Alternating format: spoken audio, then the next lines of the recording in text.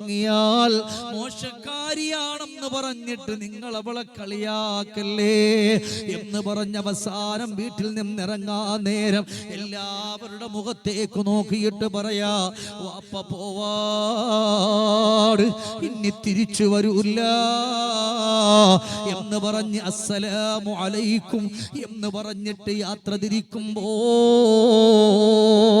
ഈ ആത്മാവ് മയ്യത്ത് ചുമക്കുന്നവരെ വിളിച്ചിട്ട് പറയാ, എന്നെ കൊണ്ടുപോകുന്നവരെ ഒന്നു നിൽക്കാമോ, ഒരല്പസമയം ഒന്നു നിൽക്കാമോ? എന്റെ വീട്ടിന്റെ ഉള്ളിൽ നിന്നാരോ കരയുന്നുണ്ട്. അതെന്റെ ഭാര്യയാണോ, അതെന്റെ മക്കളാണോ, അതെന്റെ പുന്നാര ഉമ്മയാണോ? എന്റെ ഉമ്മാന്റെ കരച്ചിൽ ഞാനൊന്ന് കേൾക്കട്ടെ. ആര് സഹിച്ചാലും ആര് ക്ഷമിച്ചാലും ഈ പൊന്നുമകന്റെ ആത്മാവ്, ഈ പൊന്നുമകന്റെ ജനാസ കൊണ്ടുപോകുമ്പോ ആ പെറ്റ വയറിന് ക്ഷമിക്കാൻ കഴിയില്ലല്ലോ. അതുകൊണ്ട് ഞാൻ എൻ്റെ ഉമ്മാന്റെ കരച്ചിലൊന്ന് കേൾക്കട്ടെ. ജനാലയുടെ കമ്പി പിടിച്ചിട്ട് കരയുന്ന പൊന്നുമക്കള്, ആ പൊന്നുമക്കളുടെ കരച്ചിൽ ഞാനൊന്ന് കേൾക്കട്ടെ. നിങ്ങളൊന്നു നിൽക്കാമോ?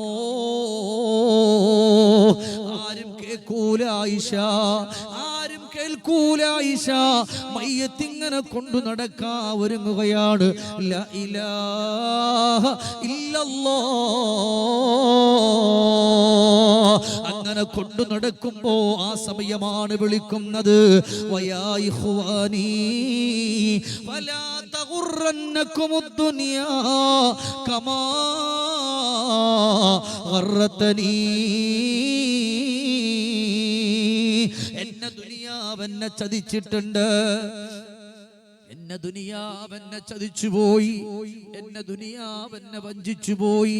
എനിക്ക് നിസ്കരിക്കാൻ പറ്റിയിട്ടില്ല, എനിക്ക് നോമ്പ് നോക്കാൻ പറ്റിയിട്ടില്ല, എനിക്ക് സ്വതക്ക ചെയ്യാൻ പറ്റിയിട്ടില്ല, ഒരമലും എനിക്ക് ചെയ്യാൻ പറ്റിയിട്ടില്ല.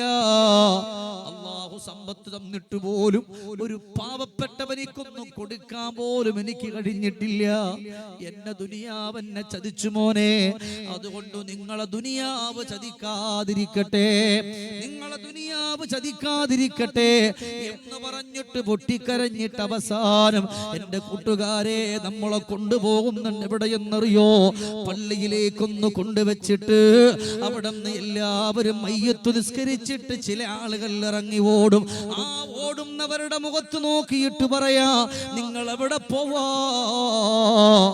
ഇന്നലെ വരെ ഞാനും ഇതുപോലെ തിരക്കുള്ളവനായിരുന്നു, ഇന്നലെ വരെ ഇതുപോലെ ഞാനും ഒരുപാട് തിരക്കുള്ളവനായിരുന്നു. അതുകൊണ്ട് നിങ്ങൾ ഇന്നത്തെ തിരക്കെന്ന് പറഞ്ഞിട്ട് ഓടരുത്. എനിക്ക് കിടക്കാനുള്ള കബറുണ്ടല്ലോ, ആ പള്ളിപ്പറമ്പൊന്ന് കാണാതെ പോകല്ലേ. നമ്മളും ഇവിടെ നിന്ന് വെളിയത്തടുക്കയുടെ ഏതെങ്കിലും ഒരു പള്ളിയില് നമ്മുടെ ബാപ്പയുടെയോ സുഹൃത്തുക്കളുടെയോ മയ്യത്ത് കൊണ്ടുവച്ചിട്ട് മയ്യത്തു നിസ്കാരം കഴിഞ്ഞ് പള്ളിപ്പറമ്പിലേക്ക് പോകാൻ നമുക്ക് സമയമില്ല.